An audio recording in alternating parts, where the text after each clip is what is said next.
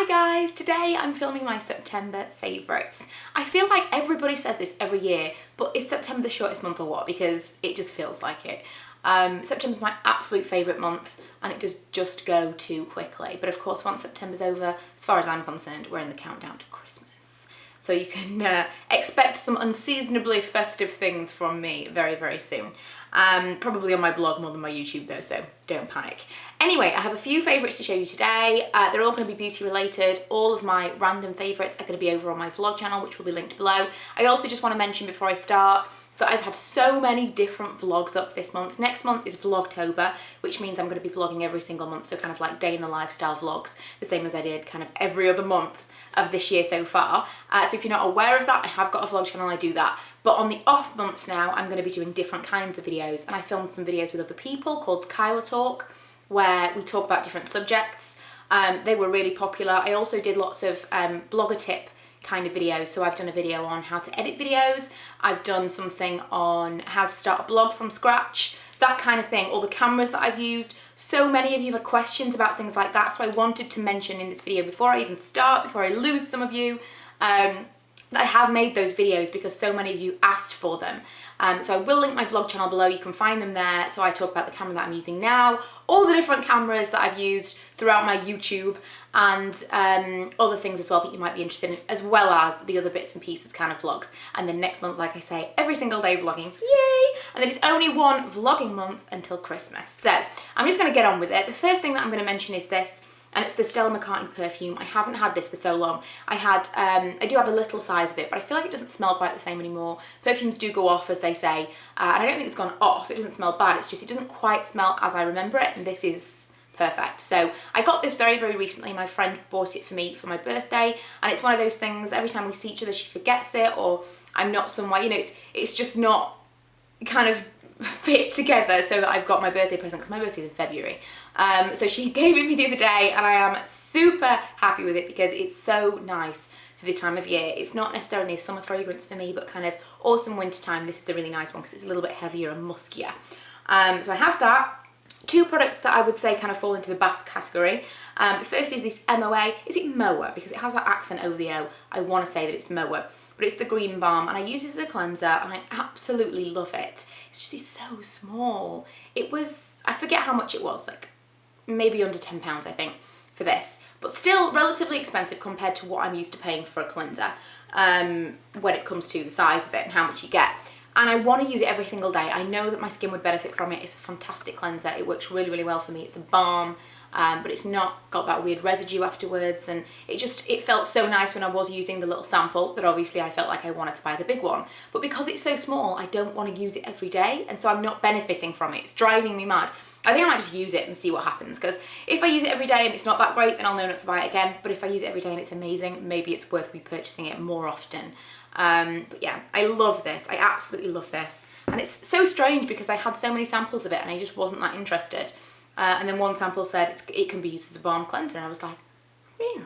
And I just loved it. So that with a really, really, really hot water cloth, like as in very, very hot water on a washcloth, is the best thing for me. It just makes my skin feel amazing.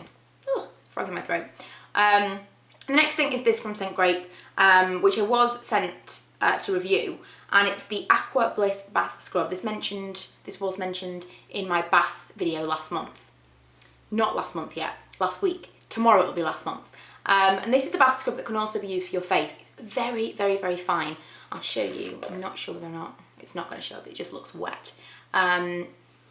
It smells a little bit soapy. That is my only thing with this, is it's a little bit soapy. Well, that and the fact that, again, it's so small. I love this stuff, and I don't use it on my face just because I use chemical exfoliators such as or the Pixie Glow, but more recently I've started using the Botanics, which is kind of like £3, got alcohol in it. I'm going to make this whole separate video on kind of different ones, like splurge versus save on these things that are supposed to smooth your skin with kind of acids. But I've been using those anyway, so I'm not used to actually scrubbing my face physically with something. And I really, really, really like this, but I use it for my body, which is fine. But when you use it for your body, it's a very, very small amount in this tub. Like, I've probably used it 4 times and it's nearly gone. And I don't know if that's normal. I don't know if you guys are expecting that of a body scrub. but I don't use it kind of all over. I'll use it on my arms, and then occasionally I use it on my legs. And when I use it on my legs, oh my god, my legs then shave better and everything's smoother and my skin feels amazing, but it just feels quite expensive for the amount that you get. So that's kind of the only thing, but I absolutely love it. Okay, moving on, nail polish, and I'm going to talk about the nail polish that I have on right now.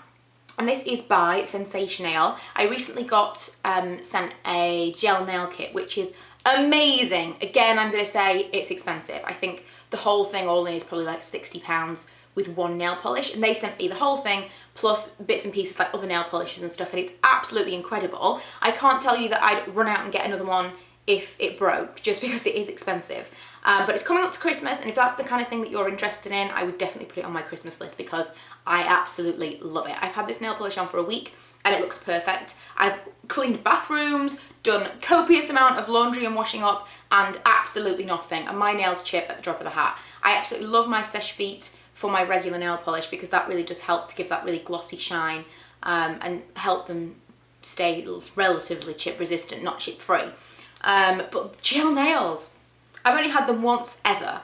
I got them done when I was going to Vegas last year, and I liked them, but they chipped really easily. I got a big chunk out of it before I even went. And that was kind of I just thought I'm not even going to bother. It was like 30 or 40 pounds, and it seemed like a bit of a waste of money to me. But obviously if you've got it at home, if that's something that you're used to shelling out for, and you do that like on a regular basis, then yeah, completely. It's totally worth getting the kit. But if it's something that's, I wouldn't mind trying that, then maybe not. Also, I do want to mention that you can get them way, way cheaper than that. If you buy them individually, you can just buy the lamp and all the bits and pieces you need from eBay and stuff, and it'll be way cheaper. But I was sent the Sensationale kit, and I will be reviewing that on my blog. And the ones that I have on today are Silver Glitter and Iron Mama, which are amazing. And I used them because I thought that they went with my rings, my engagement ring and my wedding ring. I felt like they kind of went. So yeah, that's why I chose those ones. But you will be seeing lots more gel nails from me because eyeshadows I have next. I actually have 3 eyeshadows to talk about. I never talk about eyeshadows and favourites because it's something that you switch up all the time, but I really have standout favourites this month. The first one I'm going to mention is the one I have on my eyes right now. You may remember I hauled some MAC stuff at the end of that Superdrug haul the other day, if you saw that, and the things that I bought were, I never can remember, mulch. Mulch is this kind of bronzy colour, and this is cranberry. They're the 2 new ones that I bought. I barely use those at all. I've been using Sumptuous Olive, which is this nice green colour. I have it on my eyes today, and it's a really wearable green. I kind of thought the other day, I want to wear green. I'm going to do kind of a green smoky eye. I only had this green. What's that all about?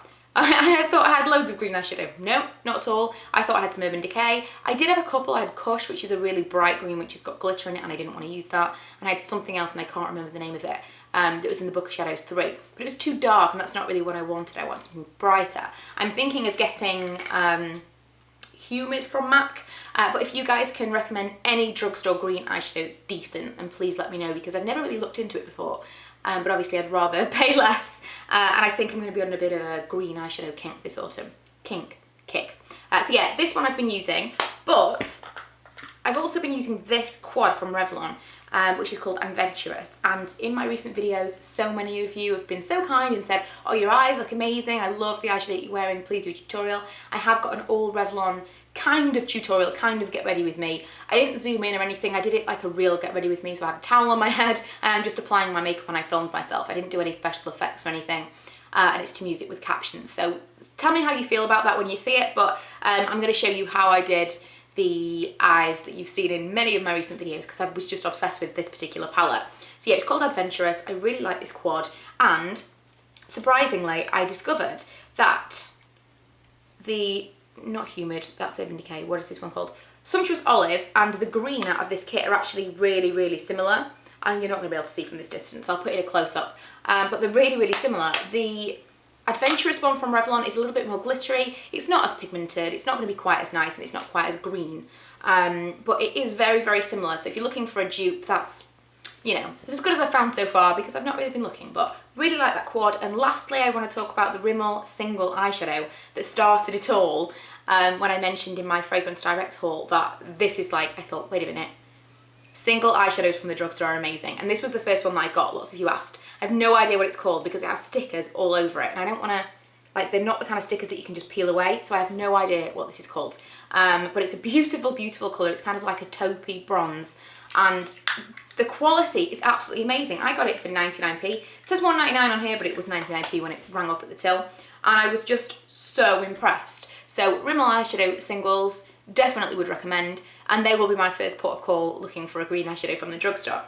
Lastly, I'm going to talk about a mascara. Everything that I'm talking about this month I feel like is a new favourite, which I love, because recently my favourites have just got a bit stale. It's the same all the time, and you know, you could probably guess what my favourites are before you even watch the video, whereas these things are all kind of new and fresh, and I feel like maybe it's the change of seasons, but I have been switching things up. I've also changed up my everyday makeup. I have this makeup shelf in my wardrobe where I do my makeup every single day in my bedroom, away from my makeup room, my collection and stuff like that, and I switch things out. So since I've had some new stuff recently, I've put those things in. I've also kind of put a little jar of lipsticks and lip products and things like that that I think are autumn winter. So if you want me to do a video on kind of my autumn version of that and then do a seasonal update, then let me know. But I have switched some things out, and this is one of the only mascaras that I have in there at the moment. It's the No. 7 Extreme Length Extend Fibre Enriched Formula. I don't know what fibre enriched formula is. It's not got those fibres on it though, I will tell you that.